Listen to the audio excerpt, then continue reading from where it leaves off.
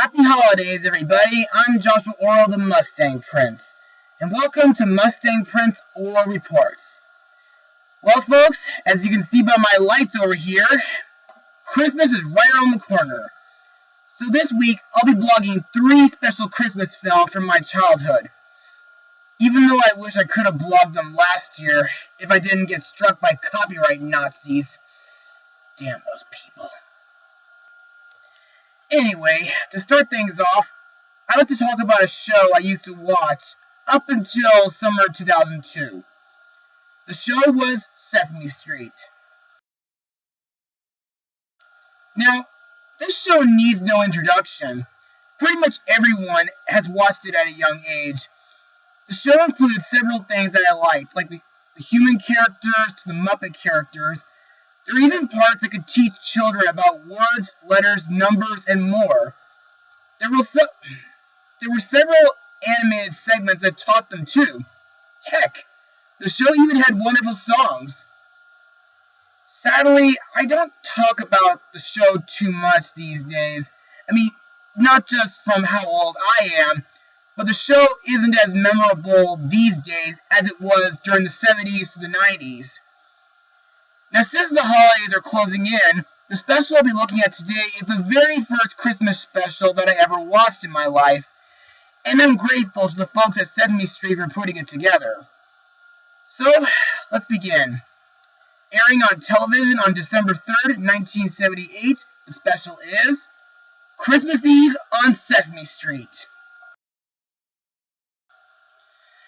So, let's begin.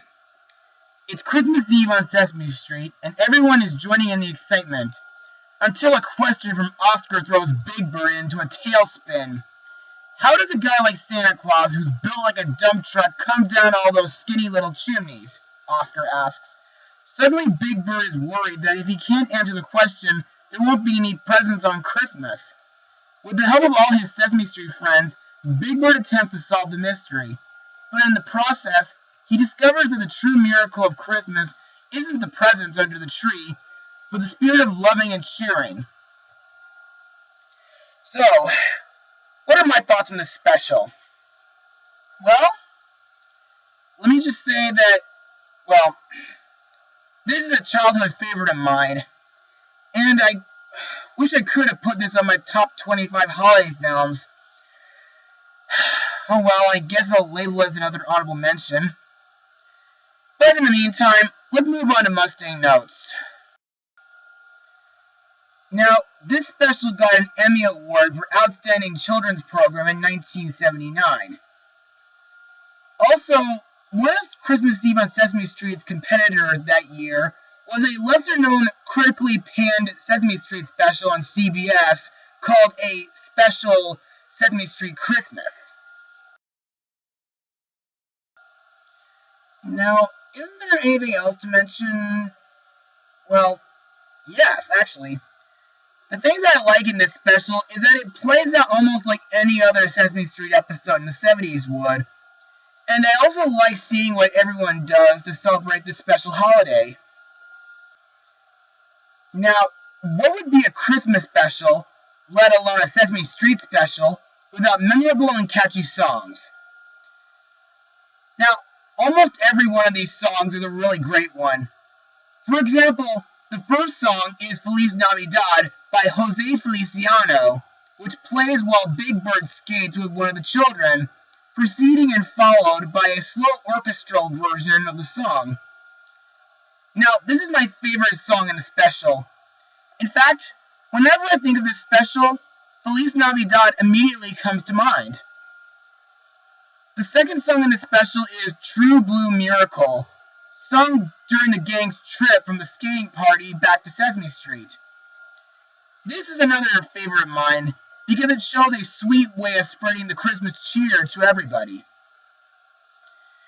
Now, let's move on to the characters and what they do during this special.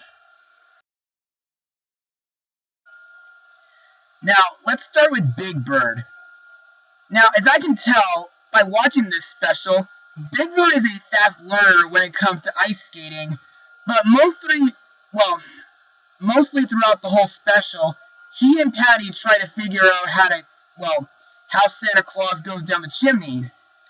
And later, just as he's about to give up hope, he goes up to the roof of Gordon and Susan's apartment to see if he can witness Santa going down the chimney, only to fall asleep and have his giblets frozen.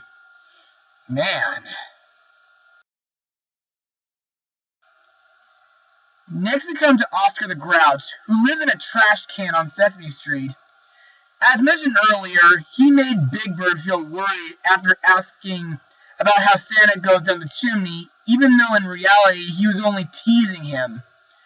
But in my opinion, it was a really mean joke that could ruin anyone's Christmas childhood.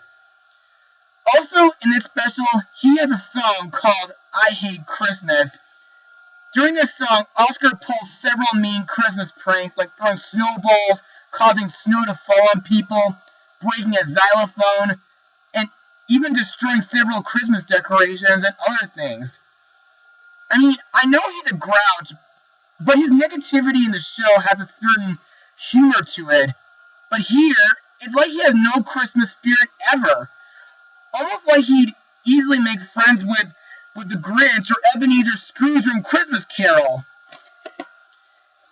However, there's one thing that happens to him at the beginning of the special that doesn't make that much sense to me. I mean, how can a trash can just crash through walls like that? I mean, the walls of the skating rink can't be that thin, can they? Next up are Ernie and Bert. In this special, they do their own version of the gift of the Magi. Bert gives Ernie a soap dish to put his rubber ducky in so it won't fall into the tub and sink, and Ernie gets Bert a cigar box to keep his paper collection in, so it won't get lost. They too have a song called Have Yourself a Merry Little Christmas, which is sung after opening their Christmas gifts to each other. Next we have Kermit the Frog. Now, mostly on the show, he plays out as a news anchor, but in this special, he helps Big Bird and Patty get answers about Santa Claus by asking several kids around the neighborhood.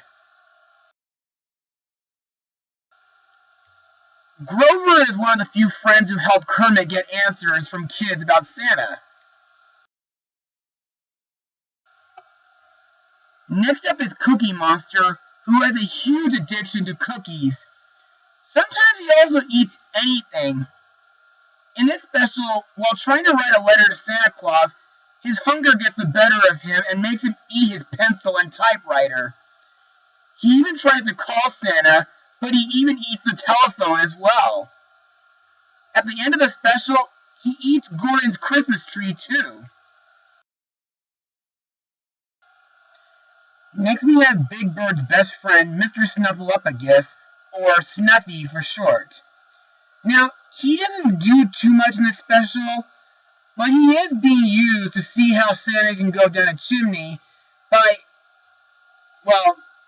stepping into a barrel. Ouch!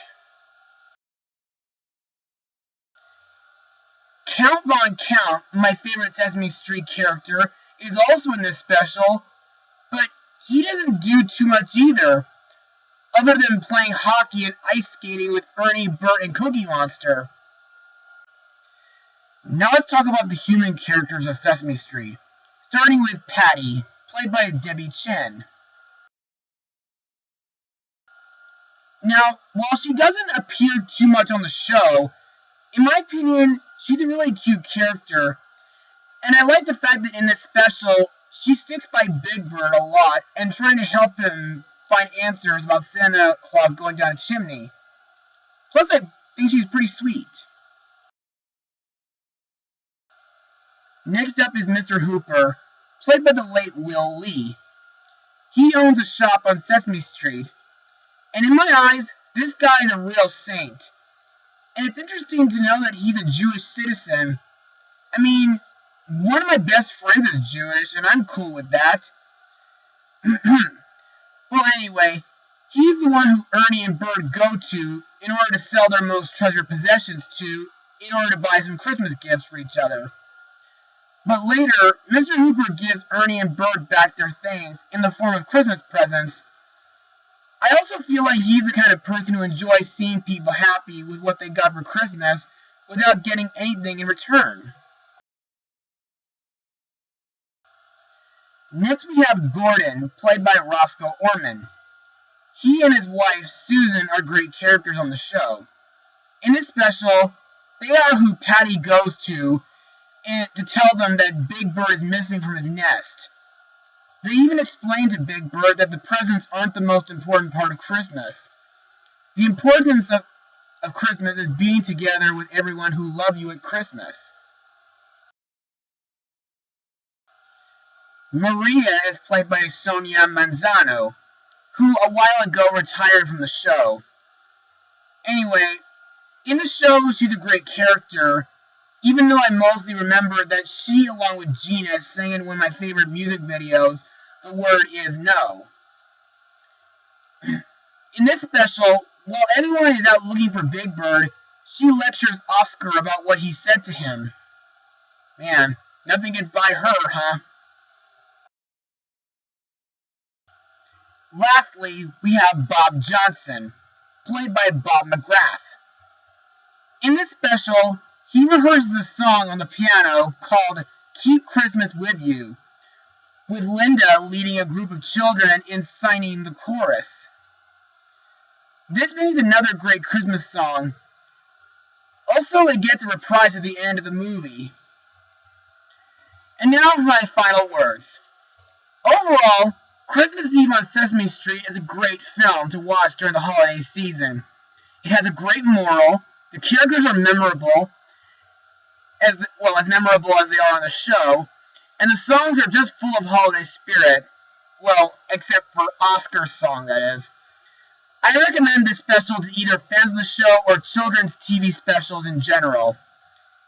If you guys get the chance to see this, do so. It's a special folks, young or old, should watch at least once around Christmas time. I give this special a 99% out of 100. Well, that's it for tonight, gang. Be sure to join me for my next Christmas episode. Mustang Power.